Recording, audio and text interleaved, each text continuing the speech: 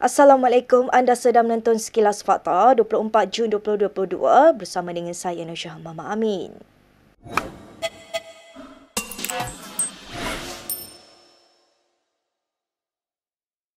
Ketua UMNO Bahagian Pasir Salak Tajuddin Abdul Rahman digugurkan sebagai Ahli Majlis Kerja Tertinggi UMNO oleh Presiden parti itu Ahmad Zahid Hamidi. Tajuddin dimaklumkan mengenai keputusan itu dalam surat bertarikh 21 Jun yang ditandatangani Setiausaha Agung UMNO Ahmad Mazlan. Surat itu dimulakan dengan ucapan tahniah kepada Tajuddin atas pelantikannya sebagai Duta Malaysia ke Indonesia sebelum mengucapkan penghargaan atas khidmatnya sebagai ahli MKT UMNO. Ahmad mengakhiri suratnya dengan menyatakan harapannya agar Tajuddin terus komited dengan perjuangan UMNO dan menumpukan tugasnya sebagai duta. Ketika dihubungi, Tajuddin tidak mengesahkan sama ada dia menerima surat berkenaan.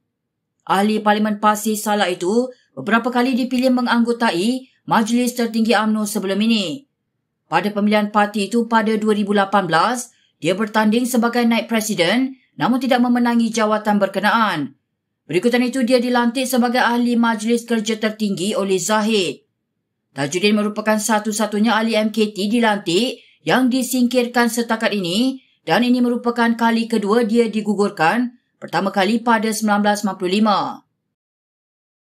Baik, sementara itu Presiden UMNO Ahmad Zahid Hamidi menjelaskan Tajuddin digugurkan sebagai Ahli Majlis Kerja Tertinggi kerana telah melanggar keputusan parti. Bagaimanapun Zahid yang juga Ahli Parlimen Bagan Datuk itu tidak menyatakan kesalahan yang dilakukan Tajuddin. Itu sebabnya saya kata kena tanya diri beliau sendiri. Apa kenyataan yang telah beliau buat? Apakah bahan-bahan ucapan beliau atau ceramah-ceramah ataupun bahan-bahan yang telah beliau nyatakan dalam suara-suara tertutup? Tanya beliau sendiri. Menurut Zahid, walaupun Ahli Majlis Kerja Tertinggi dibenarkan untuk berbeza pendapat, namun semua keputusan yang dimuktamadkan oleh kepimpinan parti mesti dipatuhi. Sementara itu, ketika diminta mengulas kritikan timbalan Ketua UMNO Johor, Nur Jazlan Muhammad, terhadap Perdana Menteri Ismail Sabri Yaakob yang juga naib Presiden UMNO, Zahid menyifatkannya sebagai pandangan peribadi. Saya belum meneliti sepenuhnya secara word by word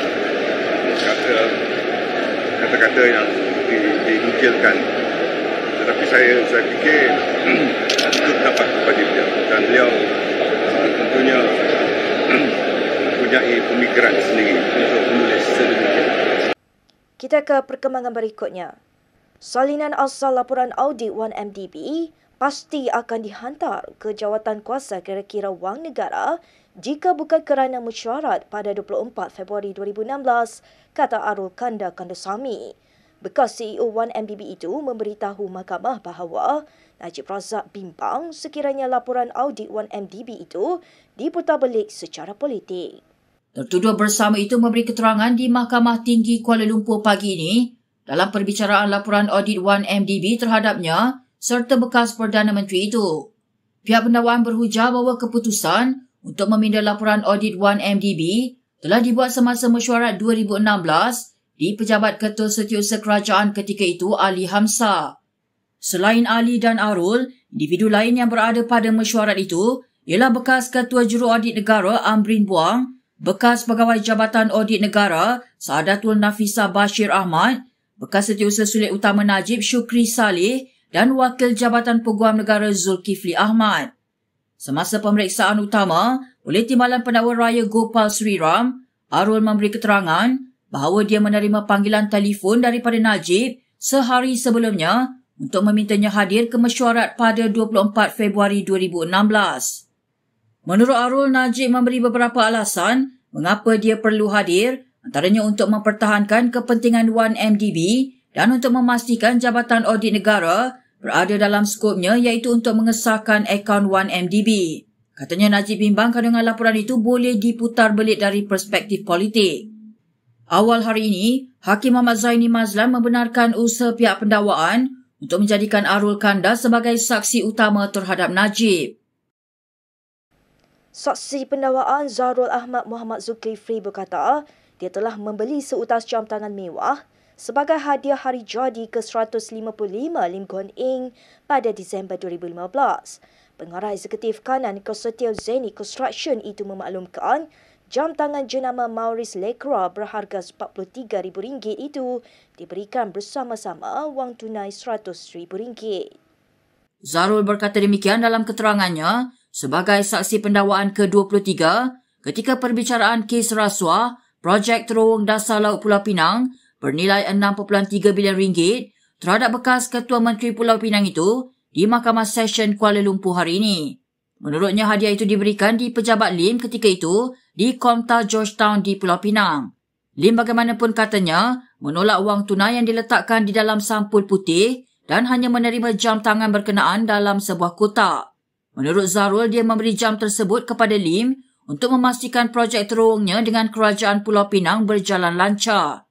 Katanya ia merupakan kali kedua dia memberi hadiah hari jadi kepada Lim, di mana yang pertama merupakan wang tunai RM100,000 pada Disember 2014. Dalam keterangannya lagi, Zarul berkata kali pertama dia memberikan wang tunai lebih daripada RM100,000 kepada Lim adalah pada Januari 2016, ikuti dengan April dan Mei tahun yang sama yang membawa jumlah RM1 juta.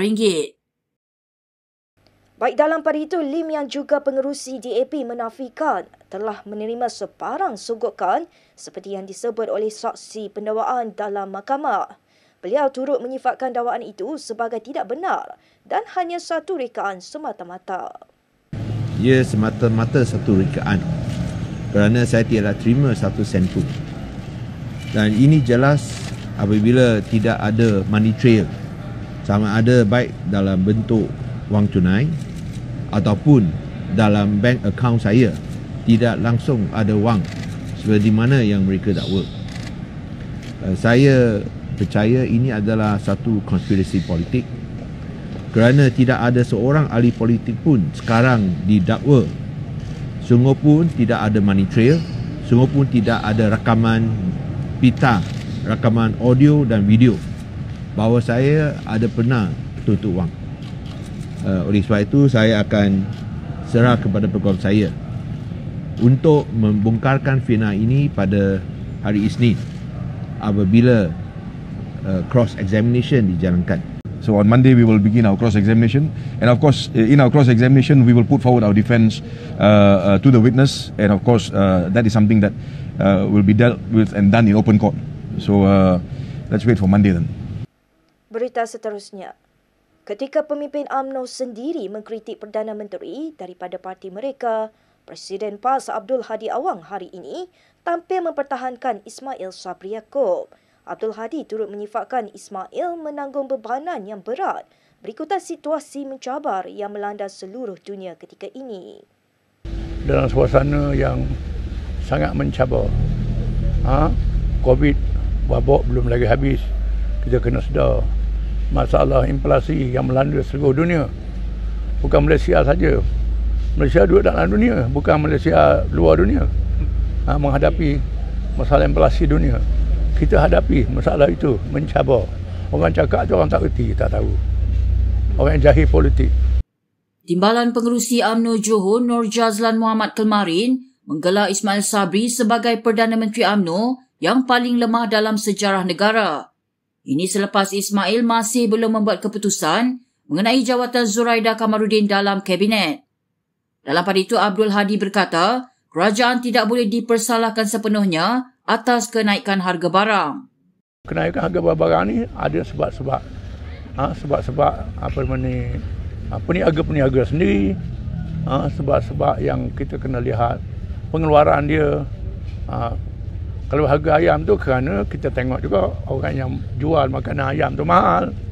Siapa yang kuasai makanan ayam? Makanan ternakan. Siapa? Tu kena tengok berapa harga makanan. Yang main-mainkan harga itu siapa? Baik, berikut beberapa lagi ringkasan berita untuk hari ini.